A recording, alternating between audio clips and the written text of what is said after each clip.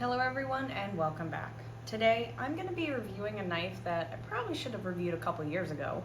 Today is the Civivi Elementum. So power through those close-ups and I'll get started.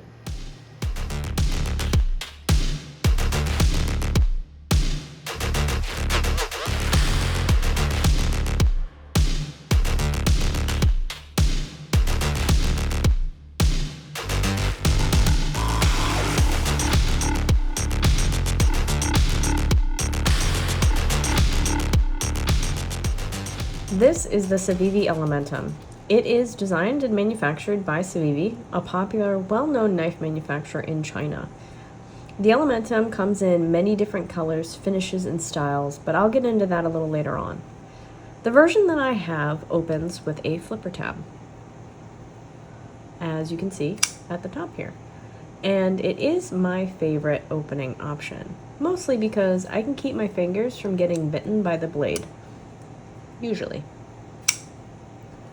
The Elementum also locks using a liner lock, a piece of metal that lines the inside of the handle, and it is a secure way to lock the blade in place, and it is also what I have come to find out is my personal favorite.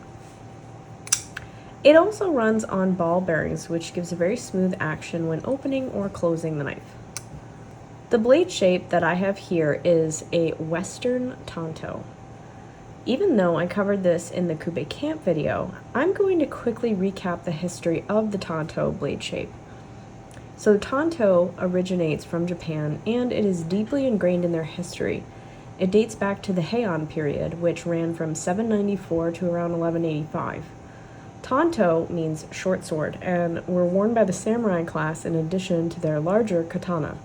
Fun fact, even though common people did not wear them, women sometimes carried an even smaller tanto called a kaiken in their obis, which are ornate fabric belts, primarily for self-defense reasons.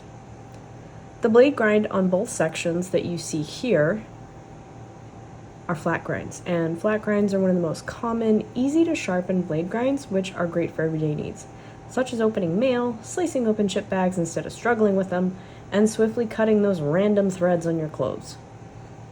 The Elementum is also available with either a drop point, like you can see here, or a Wharncliffe blade, both of which have hollow grinds. They also recently came out with an Elementum that uses replaceable utility knife blades. The blade length on this knife is 2.96 inches, with an overall length of 6.99 inches. And usually I have the Elementum as the size comparison knife, so instead I will use something similar. So first, the Spyderco Paramilitary 2. Then the CJRB Pyrite. I'm a little short, I need a step stool. And then the NAF's Baby Banter. Oh, it's so cute. Next, I want to cover the blade steel. The one that I have is the black stonewashed D2 blade steel. D2 is a tool steel that offers good edge retention, especially for the price. So, unfortunately, it's considered semi-stainless, so be sure to clean it after use and remember to oil the blade every now and again. And the version that I have here also helps prevent corrosion with that black stonewash finish. It also comes in a satin finish and a Damascus blade as well.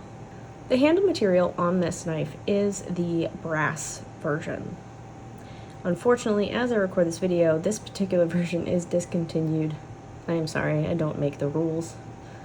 The reason why I got this one specifically is so that I could watch a patina over time as I used it, but now that I have discovered the wonders of shipwrecking knives, I may not be able to handle myself and I may force that patina. The Elementum comes in so many other choices for handle scales, from wood to brass to copper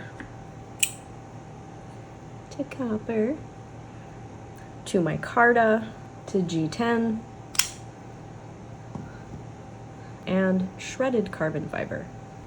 As for pocket carry capabilities, this features a nice deep carry pocket clip, meaning that it won't be obvious when it's in pockets when you have them.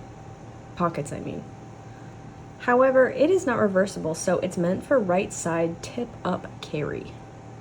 Now, I want to mention the additional options / choices for this knife. When I purchased this many moons ago, there wasn't as many options as there is now. So now, there are button lock options, both versions 1 and version 2. God, you guys know I hate button locks. And there's many versions. Look at how cute it is. So tiny. There's fixed blade versions, and like I mentioned before, so many colors and even additional sprinkle versions. I think that this knife is probably one of the only ones I've seen on the market that offers such a wide variety of options for knives that would really fit anyone's style.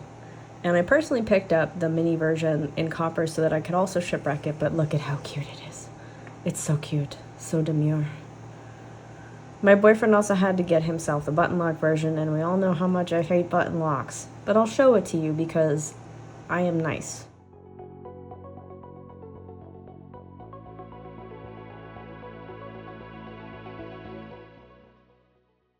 This knife also features a nice lanyard hole here for my fellow bead enthusiasts. And I have a few beads that I've saved on my Etsy that I am eyeing, so take the time to subscribe to my Instagram and see what I end up choosing. Do it for the algorithm gods. The price of these knives obviously range based on material. Brass and copper versions are always going to be more pricey than G10 or micarta. I paid about $80 for mine, even though I thought that was pricey at the time. The Chabordia wood also goes for around that, but the shredded carbon fiber retails for about $115 on the Civivi site, but I have seen those on sale from time to time, so on average, the G10 and micarta versions range anywhere from around $50 to $60. So let me break down the things that I like and the things that I think they could do as sort of an update. So the reasons why I like this, I feel overall it's really good in the hand. There's no major hot spots with this, and while you could argue over time the pocket clip might create one, it could be designed a little differently so it doesn't curve out as much, but the deployment of the knife is smooth on the ball bearings and it features that nice thwack sound. Wait for it. And overall, even though I think I've used / carried this the most, it's still pretty sharp. I think I've only had to sharpen it once since I've had it for the last 2 years, and I went ham on some cardboard once.